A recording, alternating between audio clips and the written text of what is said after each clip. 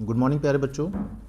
आज हम लोग अपना ट्रांसलेशन का दूसरा पार्ट स्टार्ट करेंगे और जिसके अंतर्गत हम लोग आज देखेंगे पहले पॉजेसिव केस को।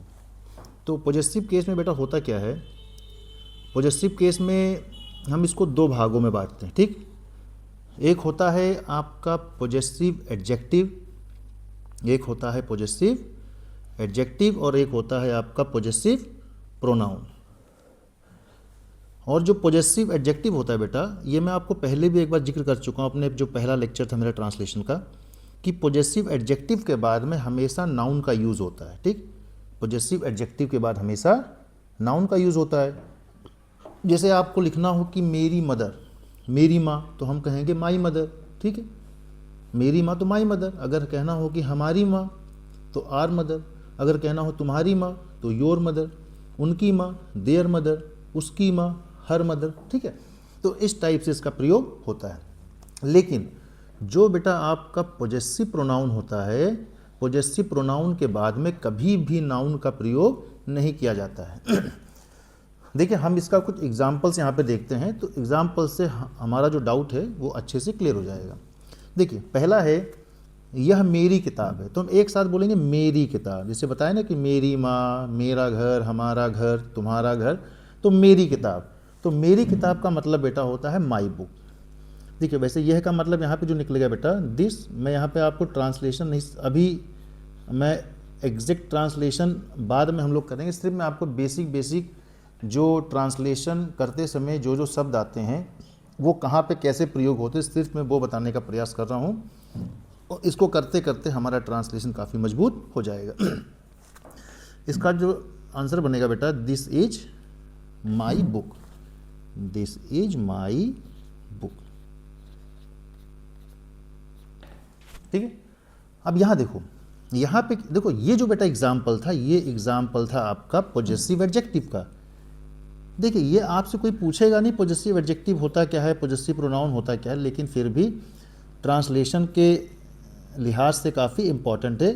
तो ये बेटा आपका है पॉजेसिव, मैं शॉर्टकट में लिख देता हूँ, ये है पॉजेसिव एडजेक्टिव। क्योंकि जो पॉजेसिव एडजेक्टिव होता है उसके बाद में हमेशा हम लोग नाउन का प्रयोग करते हैं। अब देखिए यह किताब, ये एक यहाँ पे जो शब्द है बेटा, ये यह किताब, ये एक साथ आएगा, ठीक है। जैसे यह लड़का, वह लड़का, तो एक साथ आता। अब यहाँ पे ये अकेला बच गया, ठीक है। देखिए यहाँ पर सिर्फ मेरी अकेला बचा, ठीक।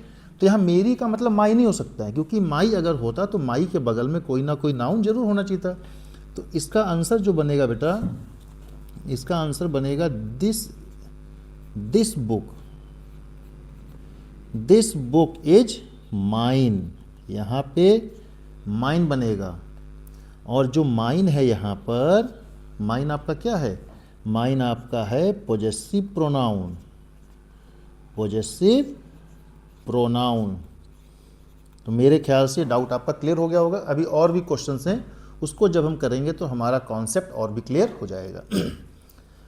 देखिए यह तुम्हारी कलम है, तुम्हारी कलम एक साथ आएगा, तुम्हारी कलम, तुम्हारी माँ, तुम्हारे पिताजी, तुम लोगों के पिताजी, इस टाइप से इसका प्रयोग होता है। अब देखिए यहाँ बनेगा, यह का मतलब बनेगा this is your pen, this is your pen, ये हमारा आंसर हो जाएगा बेटा, ठीक। और यहाँ पे जो योर है, देखो यहाँ पे योर के बाद क्या आया है, योर के बाद में पेन, नाउन आया एक, पेन है ना। तो आपका जो यहाँ पे योर होगा, योर आपका क्या है, योर आपका पॉजेसिव एडजेक्टिव है, योर आपका पॉजेसिव एडजेक्टिव है, ठीक। नेक्स्ट क्वेश्चन, यह कलम, एक साथ बोलेंगे, यह कलम, यह लड़का, यह कुर्सी, यह मेज, यह टेबल, ठीक है। अब यहाँ पे सिर्फ और सिर्फ बचा है बेटा, देखो तुम्हारी, लेकिन तुम्हारी के बाद में कोई नाउन नहीं आया, तो यहाँ पे इसका जो आंसर बनेगा दिस पेन इज योर्स। यहाँ पे सिर्फ और सिर्फ मैं आपको ये बताने का प्रयास कर रहा हूँ कहाँ पर पॉजेसिव एडजेक्टिव वाली जो लाइन है इसका प्रयोग कब कहाँ पे कैसे होता है, और जो ये पॉजेसिव प्रोनाउन वाली लाइन है इसका प्रयोग कब कहाँ पर कैसे होता है। अब देखिए बेटा, हमारा जो नेक्स्ट क्वेश्चन है,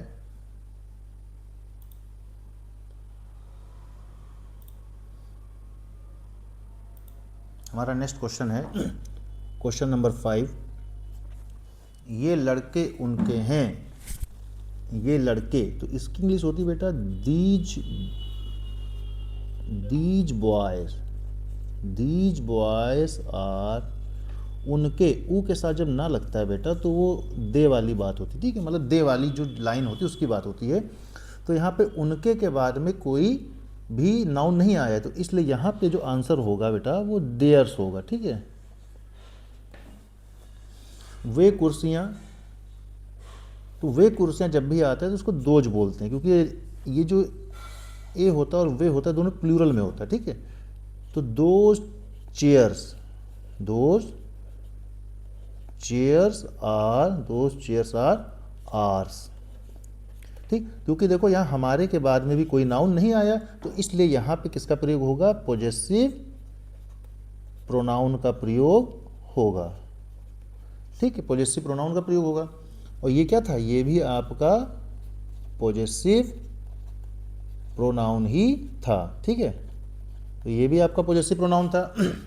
नेक्स्ट क्वेश्चन, क्वेश्चन नंबर 7। वे बच्चे देखो एक साथ आया है, तो दोज चिल्ड्रेन आर आर्स, हमारे हैं, ठीक। तो ये भी क्या है यहाँ पे, ये जो आर्स है बेटा, ये भी क्या है आपका, ये भी आपका पॉजेसिव प्रोनाउन ही है।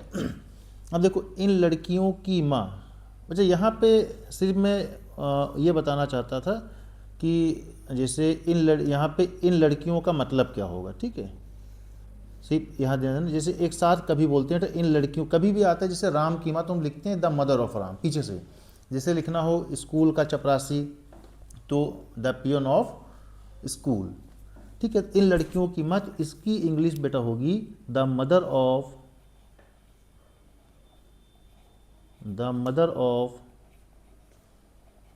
These girls, the mother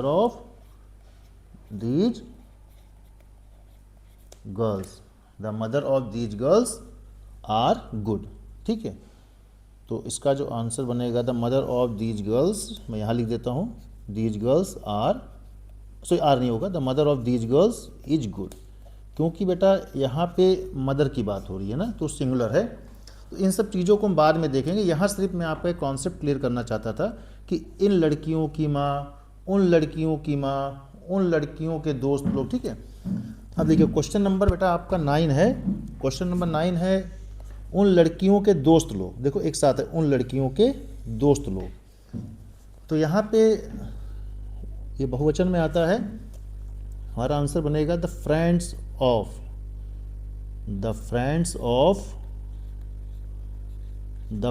of these, नहीं सॉरी उनका, हाँ दीज दोज होगा, the friends of those girls, अगर यही होता कि इन लड़कियों के दोस्त लोग, तो बनाते हैं the friends of these girls, तो यहाँ पे क्या बनेगा दोज गर्ल्स, क्योंकि उन लड़कियों की बात आ रही, ठीक।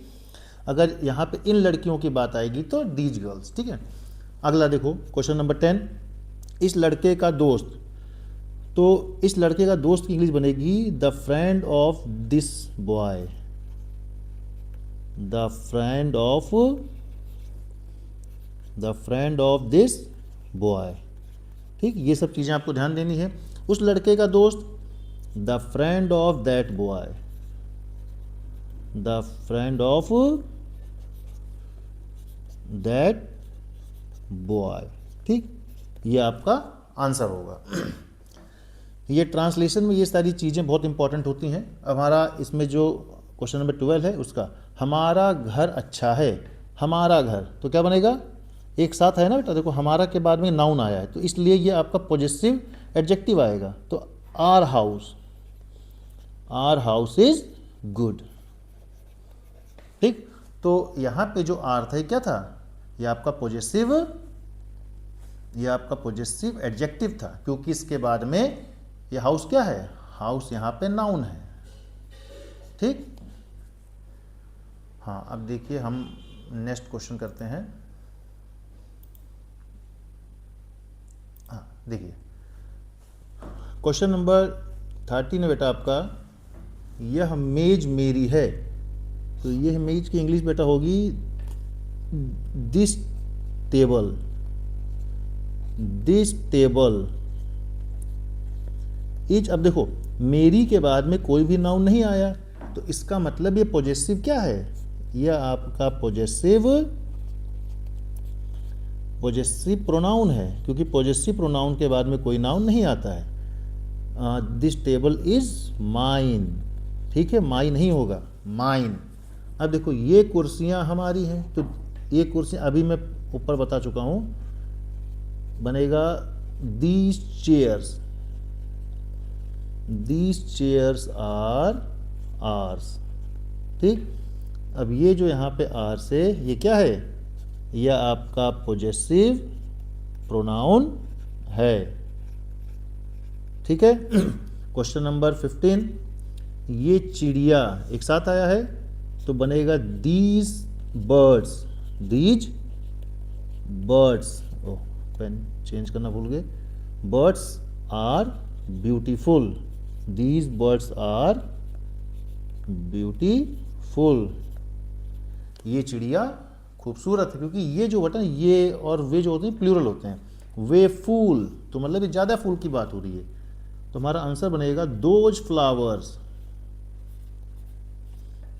Those flowers are red, those flowers are red, ठीक है बेटा। तो मुझे लगता है कि मैं आपको अच्छे से ये बता पाया हूँ कि क्या पॉजेसिव प्रोनाउन होता है और क्या पॉजेसिव एडजेक्टिव होता है और कहाँ कहाँ पे इसका प्रयोग होता है। यदि आपको मेरा वीडियो अच्छा लगा हो तो आप मेरे वीडियो को लाइक कीजिए, सब्सक्राइब कीजिए मेरे चैनल को, और यदि आपका कोई भी डाउट है बेटा तो आप कमेंट सेक्शन में अपने डाउट को लिख सकते हैं, और मैं प्रयास करूंगा कि मैं आपके कमेंट का उत्तर दे सकूं। और इसी के साथ मैं आपसे अलविदा लेता हूं। धन्यवाद।